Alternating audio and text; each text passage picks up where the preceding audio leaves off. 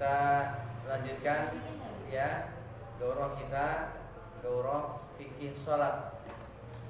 Kita ambil pembahasannya dari ringkasan sifat sholat Nabi Syekh Al-Albani rahimahullah ta'ala.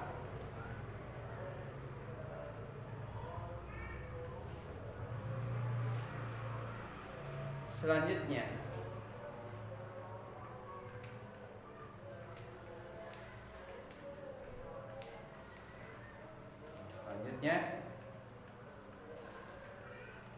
Alhamdulillah Rabbil Alamin, wassalatu wassalamu ala nabiyil karim wa ala alihi wa ashabihi wa man tabi'ahum bi ihsanin wa ba'du.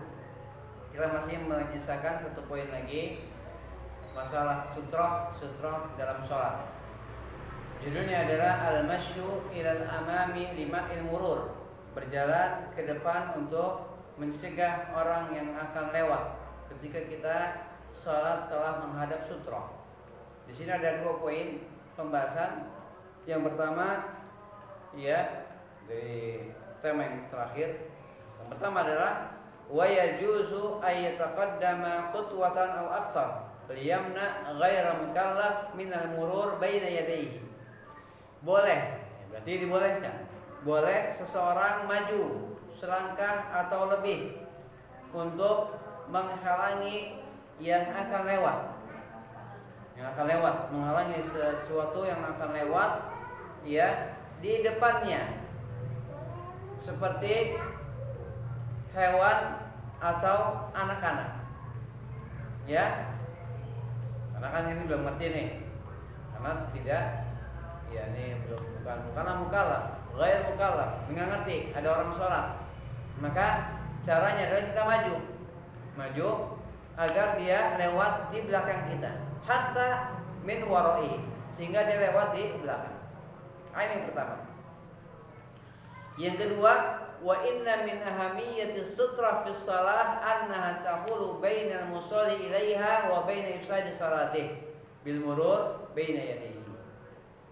Sesungguhnya kedua ya, bahwasanya pentingnya sutroh, gunanya sutroh dalam sholat adalah menghalangi antara orang yang sholat menghadap sutroh ya dengan akan rusaknya sholat. Itu dia fungsinya, untuk agar hilang ya, terhalang sesuatu yang akan merusak sholatnya karena dia sudah meletakkan sutroh di depannya ya, sehingga terhalang ya sesuatu yang akan merusaknya dengan cara lewat di depannya.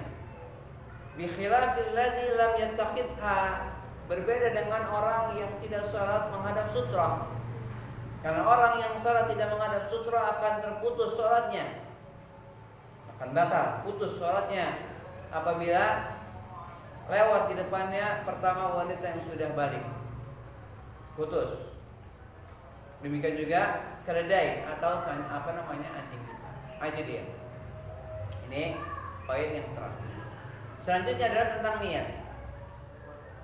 Setelah yakni penulis itu Syekh Muhammad Nasiruddin Al-Albani menjelaskan tentang pentingnya sutra dan ia merupakan kewajiban dalam sholat, maka mulai beliau menjelaskan tentang niat, tentang niat dalam sholat. Dan niat dalam sholat merupakan syarat sahnya sholat. Ya, merupakan syarat sahnya sholat. Jelaskan di kitab Fikih Muyasar seperti itu. Ya.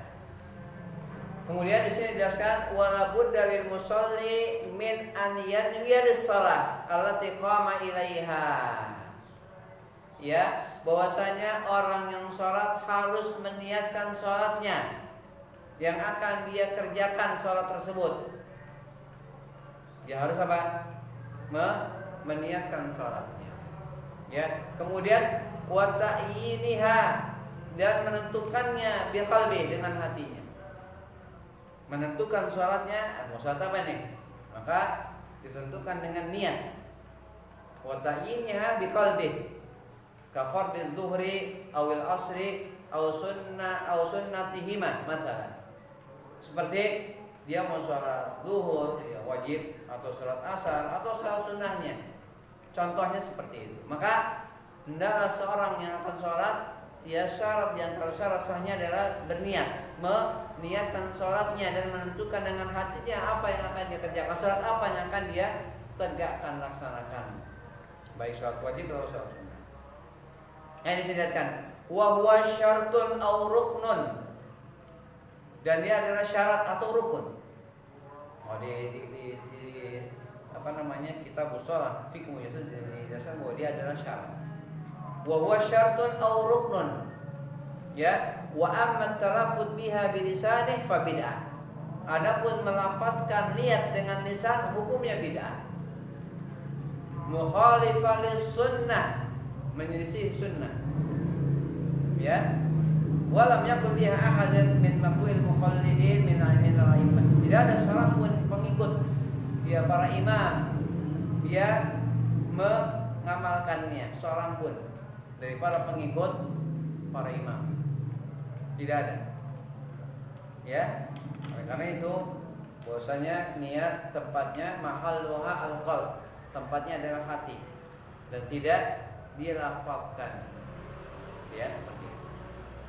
Nah, ini dia tentang masalah niat. Selanjutnya adalah at-takbir, bertakbir. Takbir, thumma yastaftih as-salata biqaulihi Allahu Akbar. Kemudian selanjutnya setelah dia berniat, baru dia membuka salatnya dengan mengucapkan Allahu Akbar wa huwa ruknun. Nah, ini bagian dari rukun salat. Mengucapkan Allahu Akbar, takbir ihram, ya takbiratul ihram adalah rukun salat. Ya, seperti itu.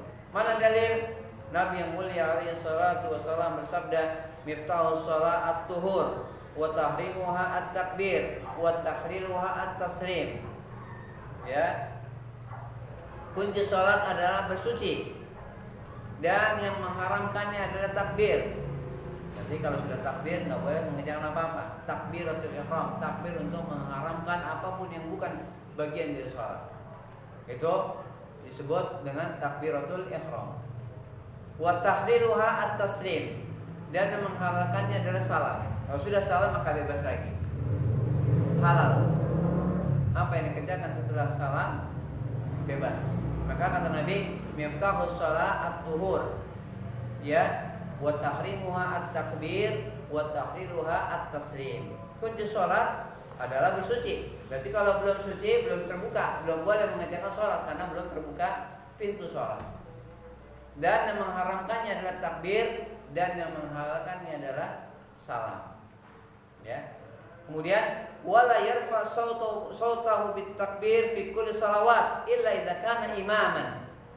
Dan tidak boleh seorang mengangkat suara takbir Allahu Akbar tidak dikeraskan kecuali apabila dia jadi imam di semua salat. Tidak mengeluarkan suaranya. Jadi apa namanya, takbir itu kecil aja. Ya, Allah. Kita didengar dengan diri sendiri aja. Tidak mengeraskan bacaan takbir. Ya, kecuali apa?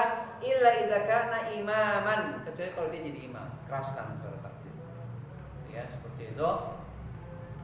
Kemudian poin selanjutnya, wa yajuzu tablighul muadzin takbiral imam ila nas idza wujida al-muqtadi lidzalik kama radil imam wa dhafi sautih au kasratil musallina khalfa.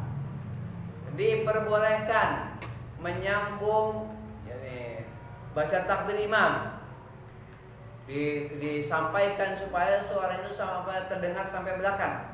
Kapan itu? Idza wujida al-muqtadi, kalau dibutuhkan. Kalau ada ya hajat, ya kalau ada sesuatu yang dibutuhkan. Kalau ada iqtidanya. Kalau ada ini sesuatu yang harus suara itu disambung sampai ke belakang. Seperti apa? Kamarodil imam, seperti imam itu kalau sedang sakit, itu suaranya kecil. Maka ada yang menyambungkan suara takbir. Dan imam Allahu Akbar disambung sampai suaranya sampai didengar oleh para makmum. Pertama sebabnya karena imamnya sakit. Ya. Kemudian wadhafi sauti, atau imam suaranya lemah, kecil, suaranya kecil. Au kasratil musallina khalfa, atau banyaknya jamaah. Jamaahnya ribuan atau ratusan atau puluhan.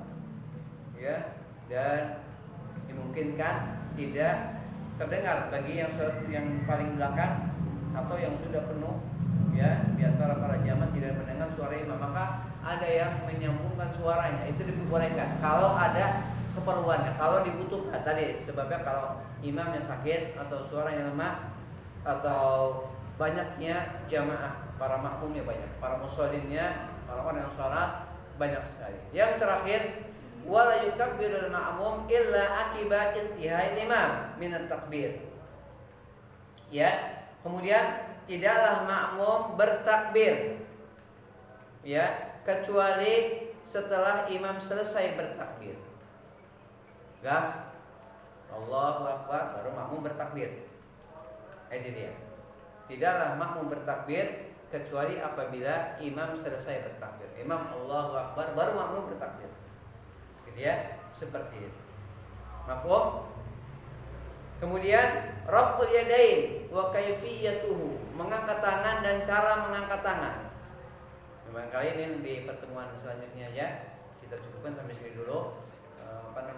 Terakhir, poin terakhir tentang sutra, kemudian tentang niat dan tentang takbir. Subhanaka Allahumma bihamdik asyhadu an la ilaha illa anta astaghfiruka wa atubu ilaik. Assalamualaikum warahmatullahi wabarakatuh.